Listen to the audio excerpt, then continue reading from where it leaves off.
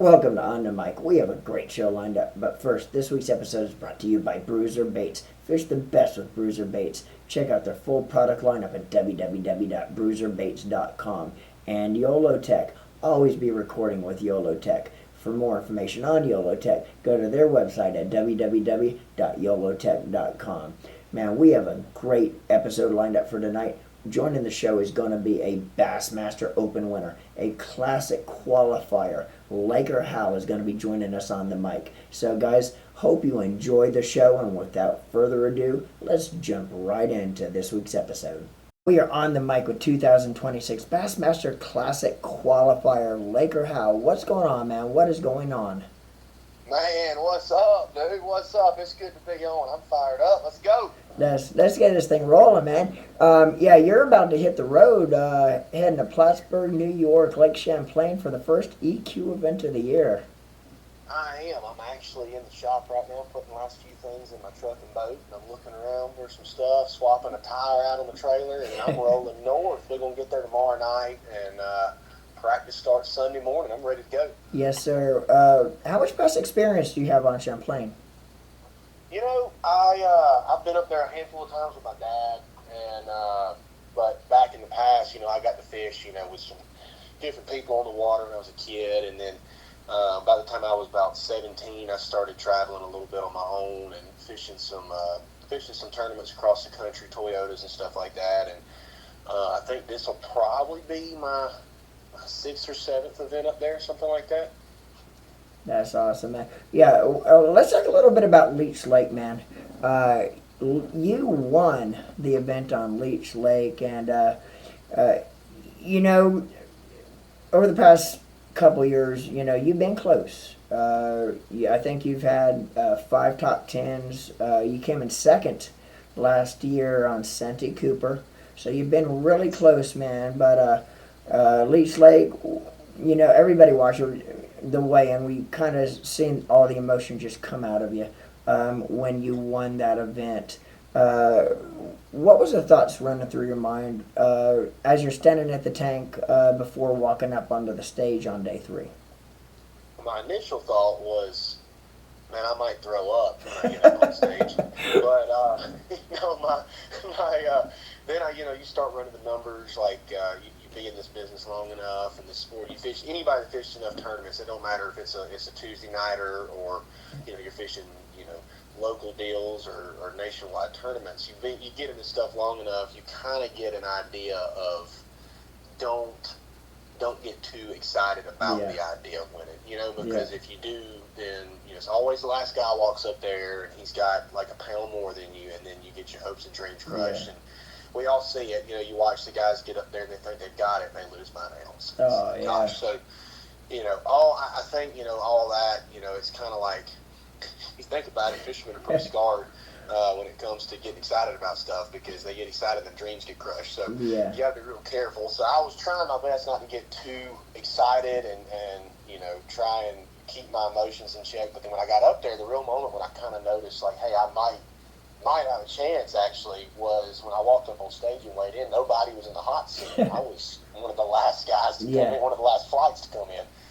So, I knew I still had like 3 or 4 flights left to beat out. But when Hank said, shoot, we've been waiting on you to get up here to put this hot seat out, I'm like, well, crap.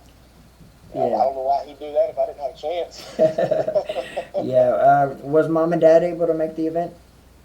No, and I think Mom's gonna have something to hold over Dad for a long time, because he actually talked her out of getting a car. They were 6 hours away at Mississippi River for the Elite Series event that was starting up in like a couple days, and they were always sitting there watching the weigh-in and stuff, and she was like, man, I knew I should have gone. I told you I had a feeling the whole time. But, I mean, I even thought, like he told her earlier in the day, I mean, he needs one more 5-pounder, and I thought I needed one more 5-pounder too. But, that was, no, but besides that, I mean, I had one of my best buddies, Andrew Mankey, was there, and he's my travel partner. Had been there for, the last 2 years. We've been traveling together, and longer than that, really, but the last 2 years in the Opens have been traveling together, and got to see that, and then all the other buddies I have on the Opens and stuff, making friends. I mean, it's really cool to see how tight-knit the community is. When, you get a win, you see how many people are excited. It's cool. Yeah.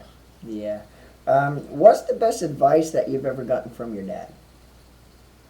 I think probably the best advice I've ever gotten from him would be not to focus on learn how to move past your failures in life and the sport as Right. quickly as possible. Because if you dwell on them, then that's what you're going to be thinking about nonstop, and you're never going to be able to move forward. So, you lose a big one, you lose a tournament, figure out what you did wrong, and learn how to make it better, and don't do it again. And Yeah. keep moving on. But the guys that are always the best, the champions in this sport, especially, they're the Van Dams, the Wheelers, the list goes on and on. But all those guys have one thing in common: they don't focus on their downfalls. They just take it Yeah. and they move forward with it. Yeah. Yeah. You kind of grew up in the sport. Of course, you and Oakley was little guys back when your dad won the classic. But do you remember much about that day? And because back when your dad won, there was something happened on that final day that I don't think to that point we've ever seen in any kind of competitive bass fishing, especially the classic, where your dad had a stage there where he was fishing, and you guys got to witness it and see it all go down from that bridge. But do you remember much about that day? Being you were a little guy back then. Oh yeah, I remember that day like it was yesterday. As a matter of fact, I remember it so detailed, but I can tell you the drink I was drinking in the arena. I had a large Pepsi sitting in front of me, and when he won, they called it out that he won. I jumped up and screamed so loud I kicked the Pepsi. It was pretty new. We paid $10 for that thing in that dang arena, and I kicked it all over the back end of somebody's seat and just flooded them out. And then we got swept away so fast to go up on stage to see him and stuff that whoever I spilled that on, I did not get to clean it up. So whoever that was, if you listen, I'm sorry. Oh man. Um, on stage day one of the classic, when you walk up on stage, uh, do you think there's going to be a tear shed by Randy? Hey, if we can get that made into a bet with an over under on there, I would love to be a part of it because I promise you that would be a guaranteed paycheck for me. He is really going to cry. Here, take it one step further. When you show up to Knoxville, who do you think's going to be the first to shed a tear? Yourself, Randy, or Robin? Oh, definitely my dad. 100%. 100%. Oh man. Don Barone, actually one of the bass riders back in the day. My dad was watching somebody win, and Don was sitting there beside him, and Don will shed a tear every once in a while if you know him. And Yeah. he looked at my dad. My dad said, "You cry as much as me?" And Don said, "No, I don't. You would cry over a cupcake." Oh man. Joining the Elite Series it's really a dream of most any angler. If you're a competitive bass angler, that's your dream. Growing up as a kid, we all watched the Elite Series. We all watched the Classic. But you're actually you're going to be on the road pretty shortly to hit the first EQ. You got three of them in order to try to qualify for next year's elites. What would it be like, man? And it's not a question of if, it's a question of when you are going to be on the Elite Series. Hopefully it's going to be this year, but it's not if, it's when you're going to be there, dude. Um, have you ever thought about it, and what do you think? What is it going to be like for you to fish alongside your dad on the Elite Series? Man, I'm telling you, it's gonna be like you said. It was a dream. It's a dream come true, really. And gosh, I've given it a lot of thought, and I try, like I was talking about earlier with the wind thing. I'm trying to not focus on it too much because if you focus on counting the chickens before they hatch and how cool stuff would be, then Yeah. it may messes with your head a little bit and all that kind of stuff. But it's something I've thought about for ever. Really, Yeah. it would be a dream. It'd be like I was living a dream out. Like it would be like Yeah. literally walking through a dream. Like, man, I'm actually I've been the kid in the front row of those stands at the Elite Series since I can remember. There was there was one tournament that I can remember, and it'll never get out of my head. I think it was in Texas. I want to say it was Texas, but it was one of the first years that Mercer ever was the MC for Bassmaster. He had just kind of started, and he was sitting up there, and he kept seeing me in the stands every tournament. Well, that particular one, it was just a downpour at the weigh-in that day. And, I wanted to be in the front row. I wanted to watch and see all the fish because I just loved it. I was probably 10 or 12 years old at the time.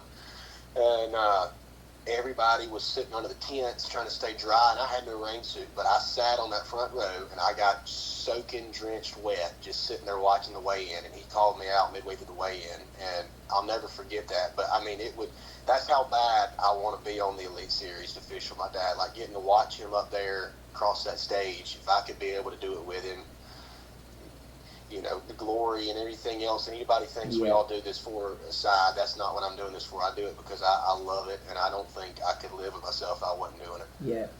Yeah, and as much as you can't wait for it to happen and you want it to happen, I guarantee that Randy is really...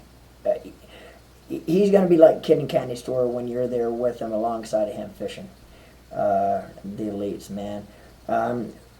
But anyway, Laker, what's in case anybody wants to follow you on your social media platforms? What is your social media platforms? How can people look you up and follow you?